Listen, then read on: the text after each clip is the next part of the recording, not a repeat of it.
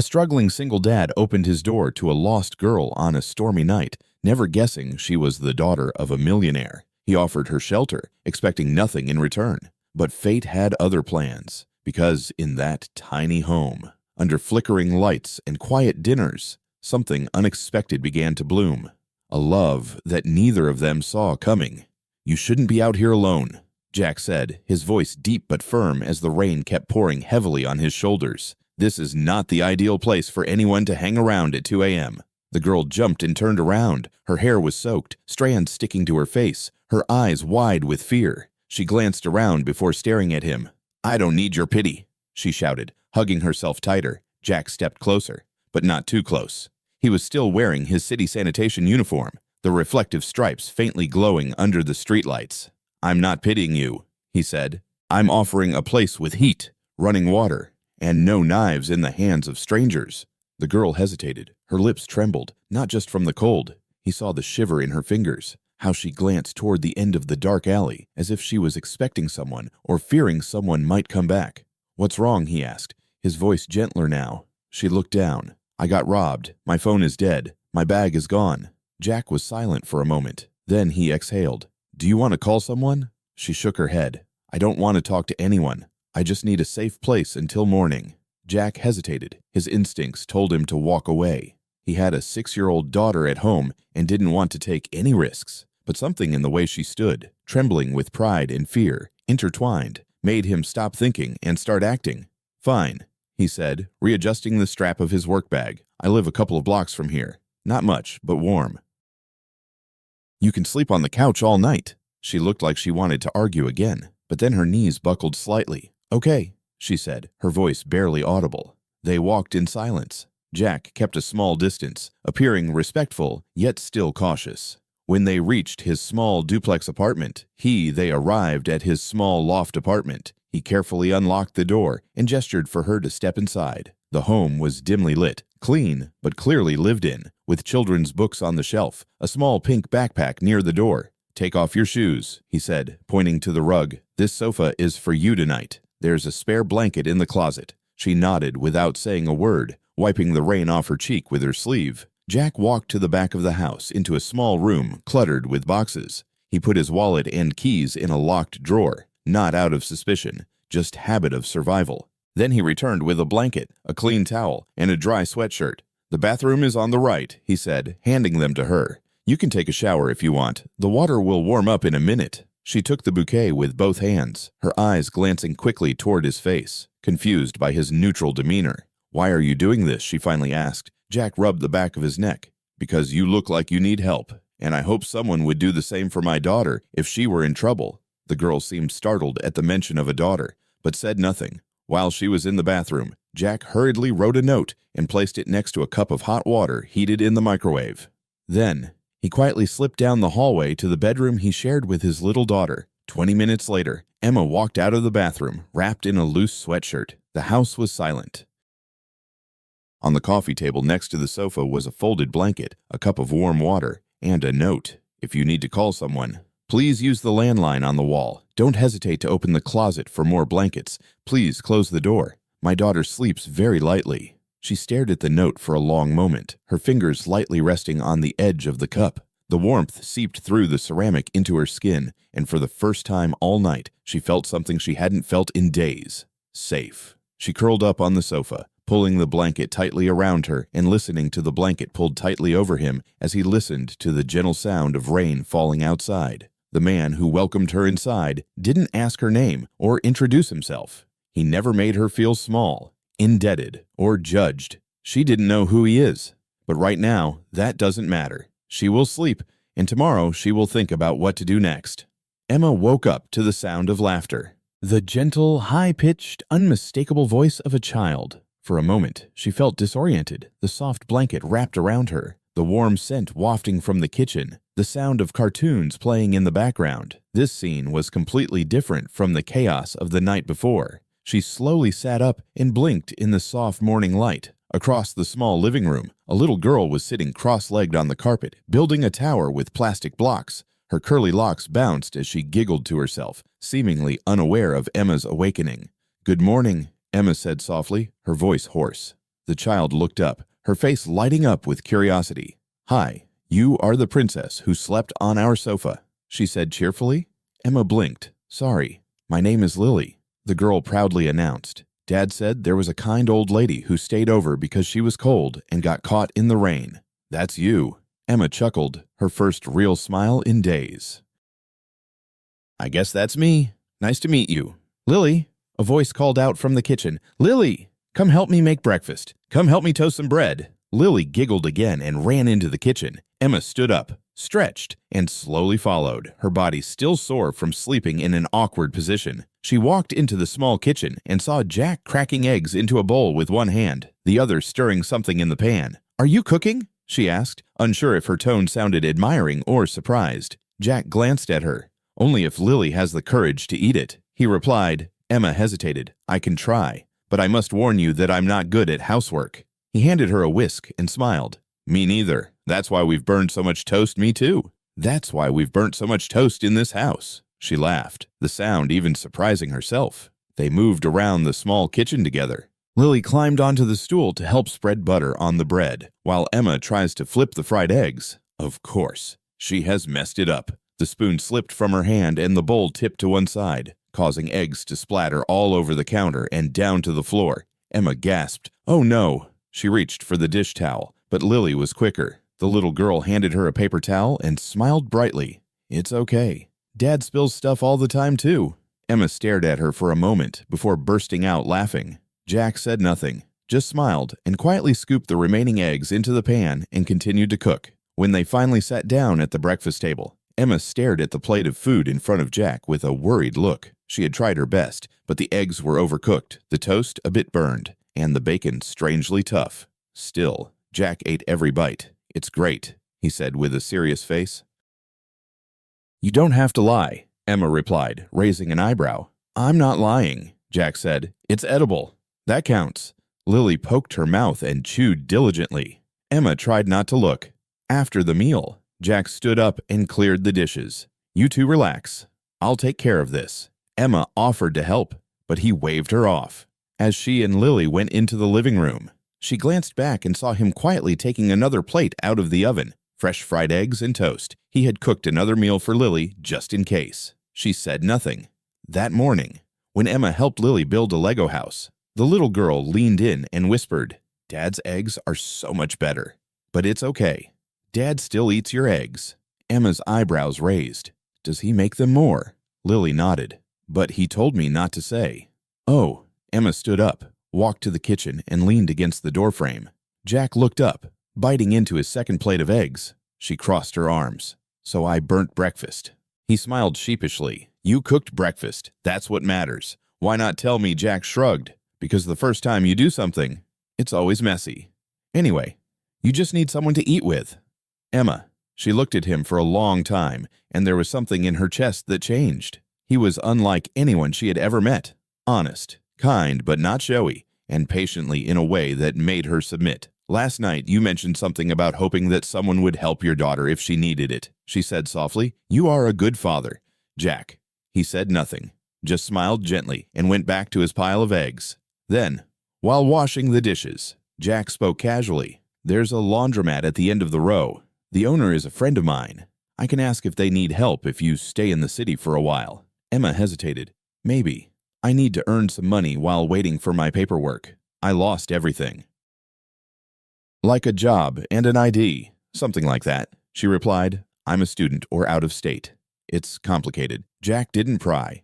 He just nodded. "Let me know if you want to see the laundromat. I'll take you there." Emma looked at him again. This man didn't know who she really was, and he didn't care either. He helped her not out of obligation, but simply because he was himself, and that made her feel more valued than anything money could buy. The bell above the laundromat rang as Emma walked in. The smell of detergent mixed with something sour and metallic hit her nose all at once. The sound of machines clanging, baskets overflowing, and warm, stuffy air. The woman sitting behind the counter barely looked up.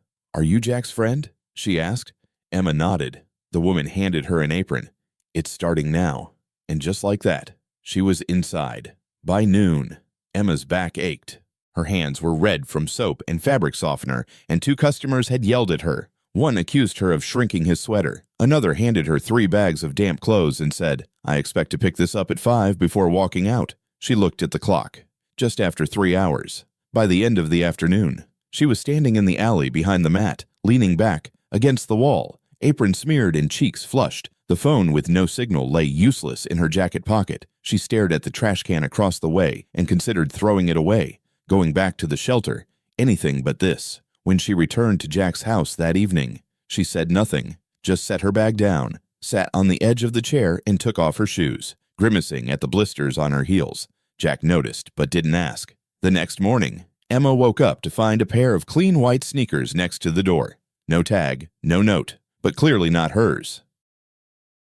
She picked one up. Light, sturdy, fitting her size perfectly. Inside one shoe was a neatly folded piece of paper. "I think your feet deserve better than this. If you want to walk, at least don't walk in pain." She stood there for a long moment, holding the shoes, then slipping them on. When Jack returned home after his night shift, she was in the kitchen making half a toast. "He said he hadn't left," she replied. "I almost did, but your traveling shoes worked." Jack scoffed. "They weren't meant to make you feel guilty. No, they meant you have the right to choose. That's all." That weekend, she complained again after folding a seemingly endless pile of towels. "I have never been this exhausted," she muttered, rubbing her neck. "And I used to think yoga was hard." Jack looked up from the pile of clothes he was sorting. "Now you're earning something real." She looked at him tiredly. "You mean back pain?" "Right. I mean the freedom of living on your own terms. Even if your hands are dirty, it's still yours. No one can take that away from you." Emma didn't respond immediately, but those words lingered in her mind. That Friday, the laundromat received a large delivery order for a local hotel. They had to wash, dry, and fold 100 sheets and uniforms in the morning. Emma stayed to help Jack finish the job. They worked past midnight. The fluorescent lights flickered above them. Jack silently bent down, quick and skillful. Emma struggled to keep up, constantly having to unfold and fold a shirt 3 times before sewing it correctly. Around 2 a.m., they finally finished loading the clean clothes into the old pickup truck of Jack. "I can't feel my fingers anymore." Emma groaned as she climbed into the passenger seat. "I'll miss them when they're gone," Jack replied tersely before starting the engine. They drove through the quiet streets, dropping off packages at a few houses. A strange feeling of peace, almost comfortable. The silence between them was not awkward, but pleasant. At one stop, Jack handed Emma a small laundry bag. "Leave this at the door. House number 15, the house with the porch light." Emma nodded and stepped outside. She placed the bag on the porch and turned back. But just then the porch light flickered and a large dog rushed out from behind the gate, barking and charging at her. Emma screamed and stumbled back, her ankle hitting the curb. She hit hard on the sidewalk, her palm scraping against the concrete. The truck door slammed shut. Jack had quickly run towards her. He reached her just in time for the dog to stop and bark furiously. Jack stood between them, raising his hand and shouting, "Back off!" The dog startled and backed away into the yard. Jack picked Emma up before she could protest. "I told you to wait in the truck," he yelled as he carried her back. "I thought I could handle a laundry bag," she mumbled, clutching her throbbing wrist. He gently set her down in the truck and slammed the door shut. "Damn, Emma," he said, rubbing his hand across his face. "I told you to stay put. It's just a scratch. I don't care about the scratch," he spoke in a hoarse voice. "I'm concerned about you getting seriously hurt. What were you thinking?" She had never seen him like this. Angry. Really angry. But beneath that, there was something else. Fear. She looked at him for a moment, and her eyes filled with tears. Not from the pain in her ankle, but from the sudden surge of emotions. "No one had ever yelled at me like that because they were scared for me," she whispered. Jack sat down. The tension in his shoulders calmed down. He said softly, "Now you've got the wrong house." Emma wiped her cheeks and smiled, a wet, broken sound. And for the first time, it no longer felt like a home. It felt like something else, like home. Emma was folding towels at the counter when the necklace slipped off.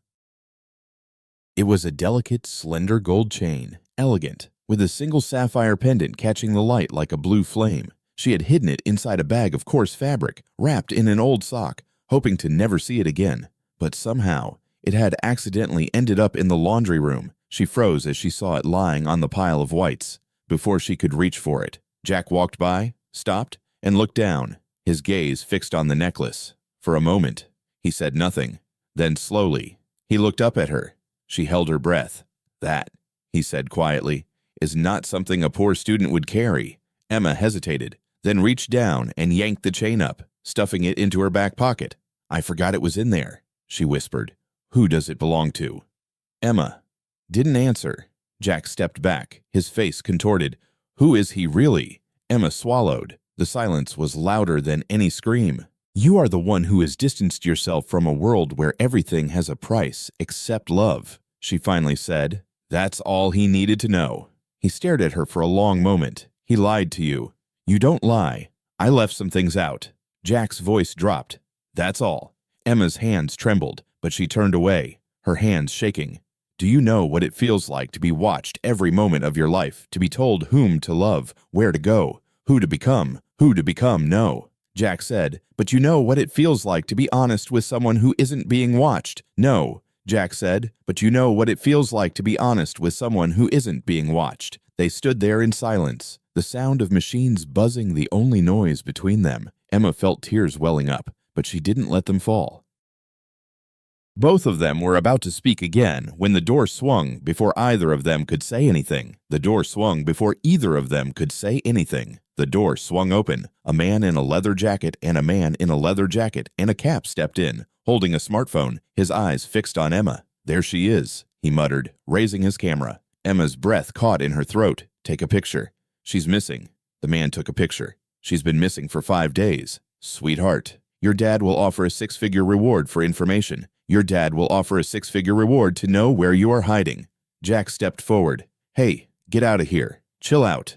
Man, hey, get out of here. Chill out, buddy. I'm just doing my job, the man said and took, I'm just doing my job, the man said and snapped another picture. Fear surged in her chest. Jack moved. Emma backed away, panic rising in her chest. Jack moved quickly, grabbing Emma's arm and pulling her towards the back exit. They burst out the back door. Emma, go now! They burst out the back door, breathless, her mind spinning. Jack didn't. Emma gasped for breath, her mind spinning. Don't stop until we reach Jack. Didn't stop until they reached his truck. What about Lily? Emma gasped. What about Lily? Emma gasped. She's at school. I'll pick her up. Within an hour. Lily was in Jack's arms, confused and sleepy. She's at school. I'll pick her up.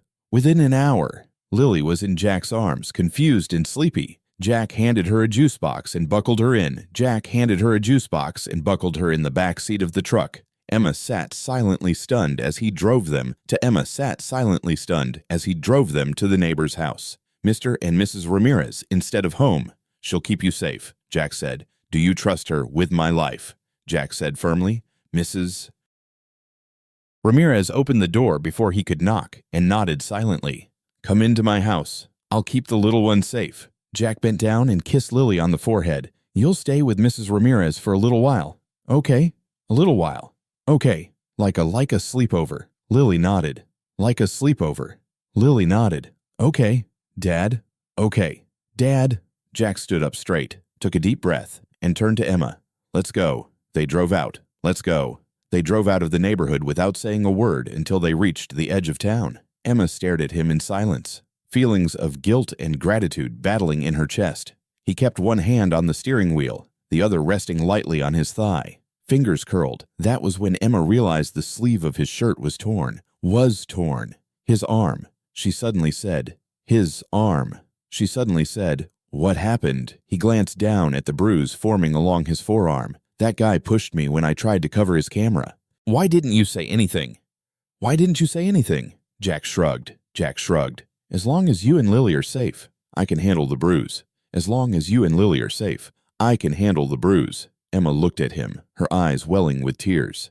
In that moment, she realized something. Jack wasn't protecting her because of her true self, He did it because of his own true self. They returned home right after the sunset. Jack parked a block away to be cautious, keeping an eye out for any suspicious cars. Emma sat next to him, silent, tense. Next to him, silent, tense. The porch light was off. Something was wrong. The porch light was off. Something. Jack signaled for her to stay in the truck, but Emma opened the door. Was wrong. Jack signaled for her to stay in. It's okay, she said. If someone comes, I need to face them. They walked toward the house together, and then they saw it. A black car parked in front of the driveway. shiny and gleaming under the streetlight. Two men in dark suits stood on the porch, gleaming under the streetlight.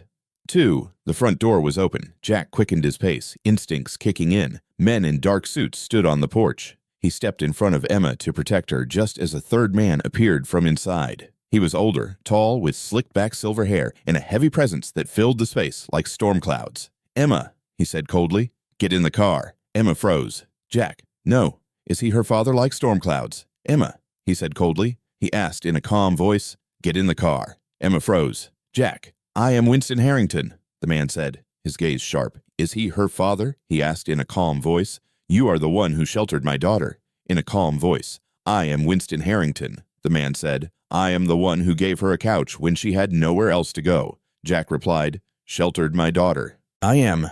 Winston stepped forward slowly, looking around the house with a look of disgust. "Is there anywhere else to go?" Jack replied. "This is the place. This life. It's not worth it. He can't think that it belongs to this place. This place. It made that decision," Jack said. "It made that decision." Jack said, "Not me. You can't keep it here." "I'm not keeping anyone," Jack said, his tone more serious now. "More serious now. But I'm not handing it over to anyone. But I'm not handing it over to anyone like passing a briefcase." Winston squinted. He didn't know who it was. Winston squinted. He didn't know who they were. Who they were. "I don't care who they are," Jack replied. "I don't care who they are." Jack responded, "I know what kind of person they are, and I know they are safe here. And I know they are safe here." Emma stepped in. Emma stepped in between them, her voice steady, although her hands were trembling. Her hands were trembling. "Dad, stop. You've made your point clear." "Dad, stop. You've made your point clear already," Winston said, signaling to his men. His men. "Now let's go home. This is home. Now let's go home. This is home," she whispered. She whispered. "No," he said firmly. No," he said firmly. "This is where you run to, not where you belong." "Belong?" Jack turned to Emma. "You don't." Jack turned to Emma. "You don't have to go." But she looked at the car, her eyes wet. At the car. Her eyes were wet. "I think I have to. I think I have to." "No one is forcing you," Jack said. "No one is forcing you," Jack said. "Yes, they are," she replied. Her voice choked. "It's just not with words. You understand." Choked. "It's just not with words. The pressure isn't physical. It's the weight of a life you tried to escape from collapsing again." She slowly stepped back from him, as if she was afraid of what would happen if she moved too quickly. He didn't follow. She turned towards the car. If she moved too quickly, he didn't follow. One of the bodyguards opened the door. Winston said nothing. "Follow." She turned towards the car. His mission was complete. Of the bodyguards opened the door. Emma stopped at the edge of the sidewalk, her back still to Jack. "I'm sorry," she said softly, not turning back, her back still to Jack. "I'm sorry." He didn't answer. "Can't." The door closed behind her, the sound like a final chapter being closed. Jack stood on the porch as the car drove away, the taillights glowing bright in the night. The final chapter is closed. Jack stands on. He clenches his fists at his sides, his teeth grinding. Inside, the house is quiet, empty in a way it hasn't felt in weeks, teeth grinding. Inside, the house is quiet. He doesn't say a word. He just closes the door and turns off the porch light, empty in a way it hasn't felt in weeks. The days that followed were quieter, too quiet. He doesn't say a word. He just closes Jack, goes through the motions.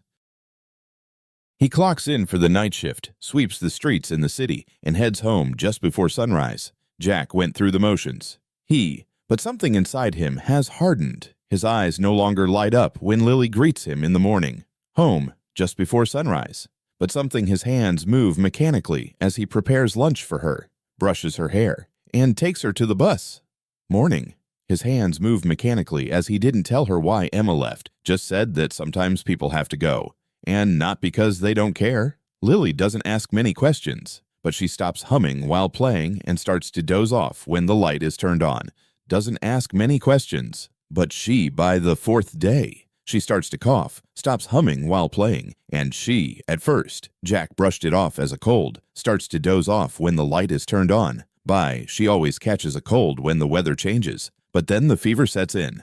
Then chills, then constant shivering, even under 3 blankets. By midnight, she was burning up. Jack carried her in his arms to the truck, the keys trembling in his hand, constant shivering. Even at the hospital, the fluorescent lights made everything feel harsher, too white, too bright. burning up. Jack carried her in. A nurse took Lily into the triage room while Jack paced behind the reception desk, waiting for someone to call his name. Finally, a woman approached, harsher, too white, too bright. A nurse. We need a deposit of $6,000 to admit her. Jack pulled out his wallet, knowing it was futile. Someone to call his name. Finally, a woman he only had just over $100 in hand. Approached. Can I pay a portion right now, a deposit of $6,000 to admit her? Jack pulled. How, he asked. I'll settle the rest in a few days. The woman hesitated. Hand. Can I pay a portion right now? How he please adhere to the hospital policy? Jack said, his voice choked. Few days. The woman hesitated. The girl is only 6 years old. He was still arguing when a voice rang out from the hallway behind him. Choked up. The girl is only 6 years old. I understand. He turned around, was still arguing when a voice rang out from Emma stood there, her coat draped over her arm, her hair damp from the rain outside. He turned around. Emma stood there, her coat. She walked past him without waiting for his reaction, then handed the receptionist her business card. Put everything under my name, she said. Handed the receptionist her business card. Put room fees, medication, tests, everything. The nurse typed quickly. Are you related to the patient room fees, medication, tests, everything? Emma looked at Jack and then said, Yes, I am. Jack stood stunned as they led Lily to a room. An hour later, after the doctors confirmed it was a treatable viral infection that needed monitoring, Jack sat beside his daughter's bed, his elbow resting on his knee, his head supported by his hand. Treatable, but needs monitoring. Emma quietly walked in. He didn't look up right away. Sat beside his daughter's bed. When he looked up, his voice deepened. You don't have to do this. She sat down in the chair next to him. I know. He exhaled shakily. I'm sorry. I'm sorry. You shouldn't have been dragged into this. Emma looked at Lily, who was sleeping with a slightly furrowed brow due to the fever. You didn't drag me into this. Jack. He was back. He nodded slowly. Then his voice deepened again. Thick with something he didn't want to spill out. You know you don't owe me. Anything, he said. But thank you for coming back. Emma leaned back in the chair and stared at the ceiling for a moment. I once told you that everyone deserves to move without pain, she said. That goes for the heart too. They sat in silence. The only sound was the beep of the monitor tracking Lily and the soft rustle of the machines. For the first time in many days, Jack allowed himself to breathe. Jack allowed himself, not just because Lily was safe, but also because Emma was back. To breathe, not just because Lily was safe. Emma stood in the marble hallway of her father's penthouse, her shoes silent on the polished floor. Her father's attic apartment, her shoes silent on the windows stretched from the ceiling to the floor, showcasing the shimmering skyline. But none of that moved her.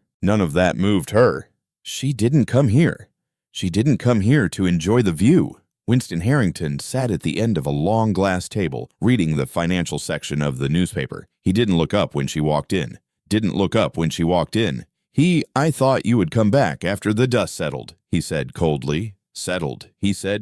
He didn't come back. I'm not coming back, Emma replied. I'm here to talk. Winston folded the newspaper with exaggerated calmness. You're living in denial. Emma, running around playing house with a man working 3 jobs just to keep the lights on. Emma crossed her arms.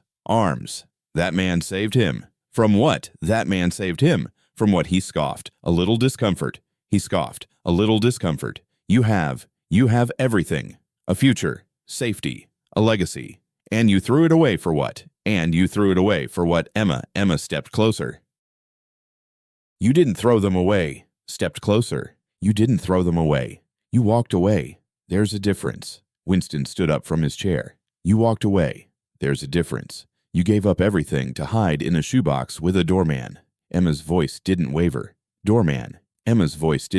He's not a doorman. He's a father, a man who shows up every day for his daughter without fail. A man who taught him more about strength in 3 weeks than you did in 30 years. Winston squinted. You would choose him over this. Over me. She looked him straight in the eye. She looked him straight in the eye. You are choosing your life, your voice. Choosing your life, your voice.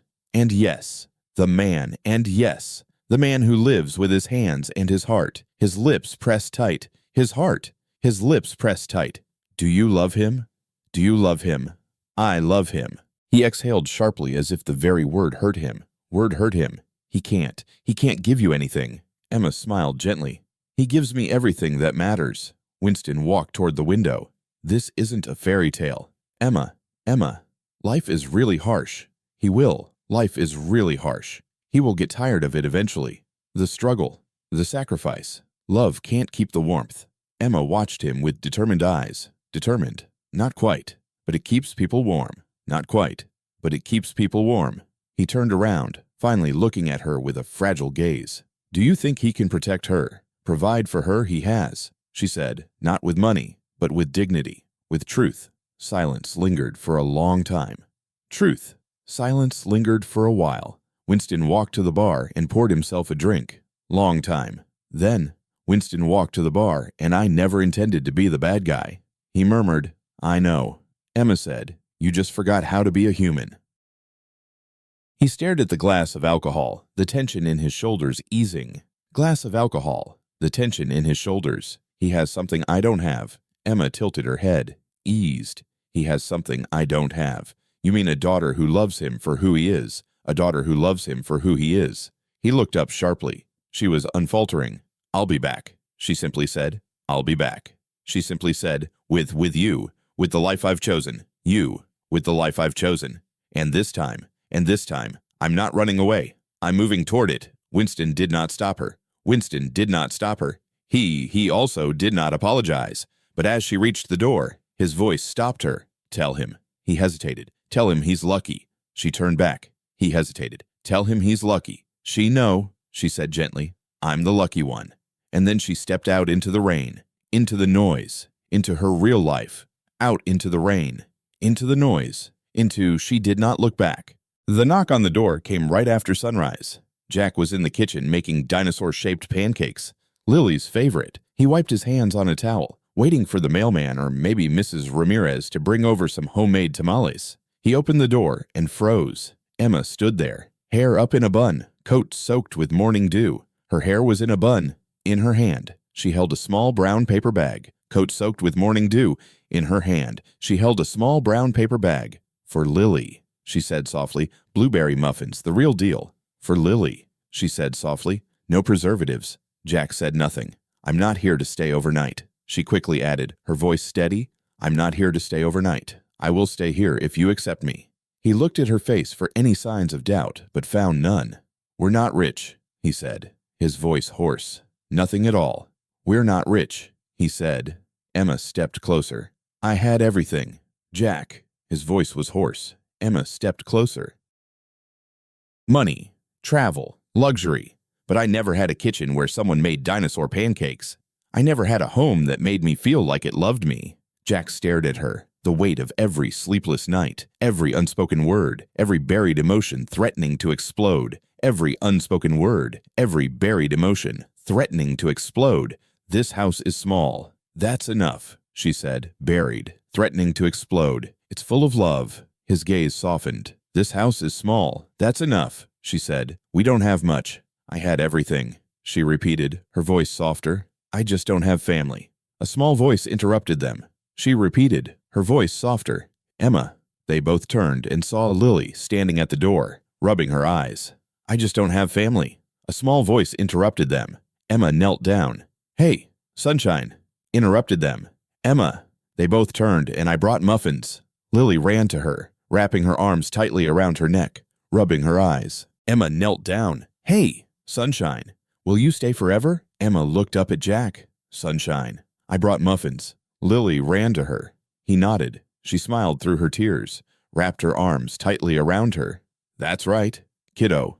Forever sounds nice. 2 months later, on a cool Saturday morning, the park was filled with the laughter of families, dogs, and the smell of fresh food. That's right, kiddo. Forever sounds nice. Jack's old truck had been converted into a weekend food stall, Emma's idea. the laughter of families, dogs, and the smell of fresh food. Jack's Jam. The sign read breakfast featuring burrito pancakes and coffee. Emma worked the grill while Jack took orders. Emma's idea, Jack's Jam. The sign read like this. Lily handed out napkins and stickers to customers with a proud smile. Emma worked the grill while Jack took. They didn't make much money, but they made enough to create a different life. Stickers to customers with a proud smile. Emma flipped the pancake and saw Jack watching her. Made enough to create. He smiled and softly said, "Thank you." She smiled back brightly in response. A different life. Emma flipped the pancake and saw for the first time in her life. She didn't need a palace to feel like a queen. Softly, "Thank you." She smiled broadly in response. She only needed them. Sometimes the richest lives are not built on wealth, but on kindness, honesty, and the courage to choose love over fear. Jack had nothing to offer but a couch, a glass of warm water, and a quiet heart full of dignity. Jack had nothing to offer but a couch. And that was exactly what Emma needed to find what the world had never given her, which was home. What Emma needed to find what this story reminds us, that even in the darkest moments, compassion can light the way. We witnessed a man who chose kindness over comfort, and in doing so, he changed not only someone else's life, but his own. If this touched your heart, let's stand behind him with encouragement and hope. What would you do next if you were in his shoes? Let us know in the comments. And if you believe in the power of second chances and quiet acts of love, don't forget to subscribe to Touching Tales Hub for more stories that stay with you long after the screen fades.